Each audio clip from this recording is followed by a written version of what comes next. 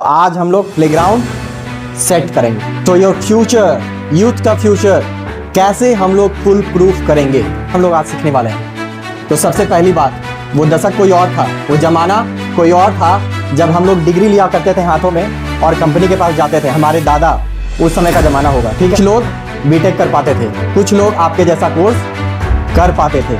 सारों के पास उतनी अपॉर्चुनिटी नहीं होती थी। उस समय जो केवल डिग्री होता था वो काफ़ी होता था आपको किसी भी मुकाम में पहुंचाने के लिए। यानी आपने कोर्स कर लिया तो आपको कुछ ना कुछ मिल जाएगा, आप अचीव कर लेंगे। लेकिन क्या ये आज के टाइम में पॉसिबल है?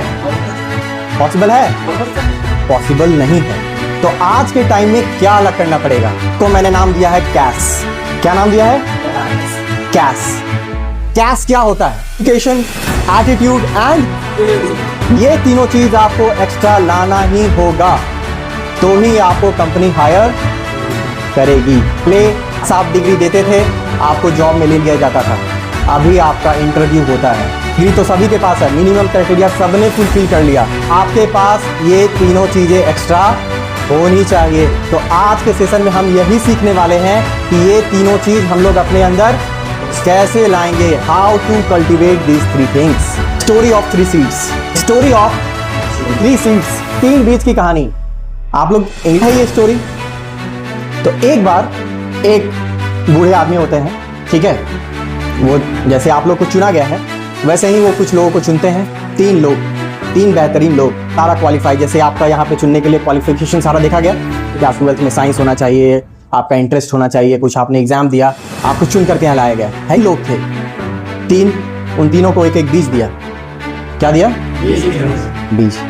पहला स्टूडेंट उस बीज को जमीन में गाड़ता है, जमीन में गाड़ा उगने के लिए। तीनों लोग गाड़ेंगे।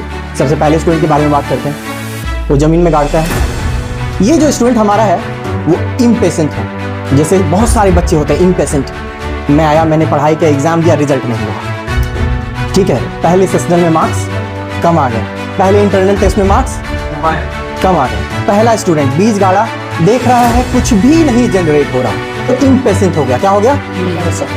कुछ भी नहीं हो रहा, मेरा मेहनत जाया जा रहा है, लगता है ये बीज खराब है, का माहौल उतना अच्छा नहीं है, सिचुएशन अच्छा नहीं है, यानी उस बीज के लिए वो मिट्टी अच्छा नहीं है। वो बच्चा ऐसा सोचता है और मेहनत करना छोड़ देता है। तो क्या कभी उसका पौधा उगेगा? नहीं उगेगा। तो इस तरह के बच्चों को, इस तरह के जो मेंबर है उनको हम लोग बोलते हैं द इम्पेशेंट, जिनमें धैर्य नहीं है। धैर्य रखना बहुत ही जरूरी है। दूसरा बच्चा क्या करता है? उसे भी सेम बीज दिया गया, वो उसको जमीन में काटता है। इंटरनल लिया, 15 में 10, बढ़िया। ये देख रहा है कि जो दूसरा बच्चा है उसको मैंने पढ़ाया था, मेरे साथ बैठ करके वो पढ़ रहा था, जो डाउट हो रहा था उसका मैंने क्लियर किया। उसको 15 में 15 आ गया, मुझे 10 आ रहा है। उसको 15 में 15, मुझे 10। ये जो लगता है जो टीचर चेक कर रहे हैं ना, ये जो सिचुएशन है इसमें गड़बड़ है। हाँ गड़बड़ है। अब वो बच्चा क्या करेगा? ठीक है चलो, कभी पढ़ाई कर लेते हैं, कभी छोड़ देते हैं। तो उसके पास पूरा दिमाग कर सकता है, तीनों में है। लेकिन देखियो इन सब का नेचर, दूसरा बच्चा कंपैरिजन करना स्टार्ट कर देता है। बेचारा कंपैरिजन करने के चक्कर में क्या करता है, वो ना ठीक से पौधे को, बीज को पानी दे पाता है। लेकिन जो तीसरा बच्चा है, तीसरे बच्चे के बारे में बात करूं, जो आप सभी हैं, जो तीसरा बच्चा है, जो आप सभी को बनना भी है, वो क्या करता है? वो दुनिया की नहीं सुनता, उसे बस एक ही चीज दिखता है, एक और एक चीज। क्या? डिसिप्लिन। क्या दिखता है? So the important thing is discipline. मेरे बच्चों, कहीं पे भी आपको ग्रो करना है, अचीव करना है, कुछ भी हासिल करना है, आपके पास डिसिप्लिन। आप लिख लीजिए बोल्ड एंड कैपिटल लेटर से, जिस दिन आपके पास एक प्रॉपर डिसिप्लिन हुआ उस दिन आपको कोई नहीं रोक सकता। उस दिन आपको तो डिसिप्लिन, वो ये नहीं सोचता है कि मिट्टी खराब है पहले बच्चे की तरह, वो ये नहीं सोचता है कि बीज खराब है, वो ये नहीं कंपेयर करता है कि उसका कितना मार्क्स आया। जो तीसरा बच्चा होता है वो अपना डिसिप्लिन मेंटेन करके रखता है। मुझे बस डिसिप्लिन मेंटेन करना है, जो मेरे टीचर ने बताया है, जो मेरे टीचर ने, क्योंकि रिसर्च करना उनका काम है, हमारा काम एग्जाम और निकालना है। बस फाइट नहीं करना है, फाइट को जीतना है। सबसे पहले प्लेयर बनना है। क्या बनना है? तो प्लेयर का सबसे बेहतरीन क्वालिटी क्या होता है? Very good. तो आप लोग समझ गए क्या होता है? डिसिप्लिन। और डिसिप्लिन से ही आता है कॉम्पिटेंसी। क्या आता है? अगर आप डिसिप्लिन होंगे, अगर MS धोनी डेली प्रैक्टिस नहीं करे तो क्या वो छक्के पे छक्का मार पाएंगे? क्या कोहली इतना बेहतर परफॉर्मेंस दे पाएंगे? मूवी का भाग देखा है? उसमें पूरे मूवी में क्या दिखाया गया है? डिसिप्लिन। जब तक वो डिसिप्लिन पे नहीं आता है तब तक वो बेस्ट रनर।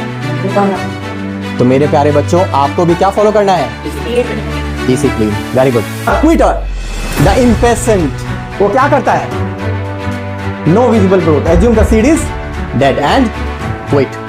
ज्यादातर बच्चे, आधे बच्चे क्या करते हैं? यही करते हैं। मैं सोचा कि ठीक है चलो रेलवे की तैयारी करता हूँ, ग्रुप डी की तैयारी करता हूँ। पढ़ाई करने कुछ दिन हुआ, यार यहाँ तो बहुत कंपटीशन है, पहले ही से 5 लाख बच्चा दे रहा है, 3 साल मेरे से ज्यादा पढ़ा हुआ अभी तक तैयारी ही कर रहा है, तो अभी आई है क्विट।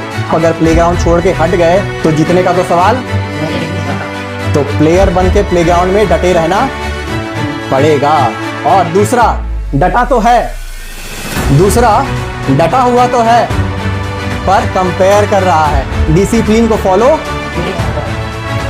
तो आपको प्लेयर बन के खड़े भी रहना है, प्लेग्राउंड में रहना है और डिसिप्लिन भी मेंटेन। तो आप सब डिसिप्लिन मेंटेन करेंगे? Very good. तो डिसिप्लिन मेंटेन करना है, अपने स्किल्स पे काम करना है। जिनका प्लेसमेंट एक्सप्रेस छूट गया है, अभी फर्स्ट क्लास AC कोच की गाड़ी आने वाली है और बेहतर सिचुएशन होने वाला है। क्विट नहीं करना है, अभी टाइम है ज्यादा मेहनत करने का। हो सकता है उनका डेस्टिनेशन उनको नोएडा तक ही लेके गया हो, लेकिन आपकी ट्रेन आपको अमेरिका तक ले जा सकती है। आपको कहां तक ले जा सकती है? अमेरिका तक ले जा सकती है। अगर आप यहाँ पे प्लेग्राउंड छोड़ गए तब तो आप रांची में ही रह जाओगे, नोएडा भी नहीं पहुंच पाओगे।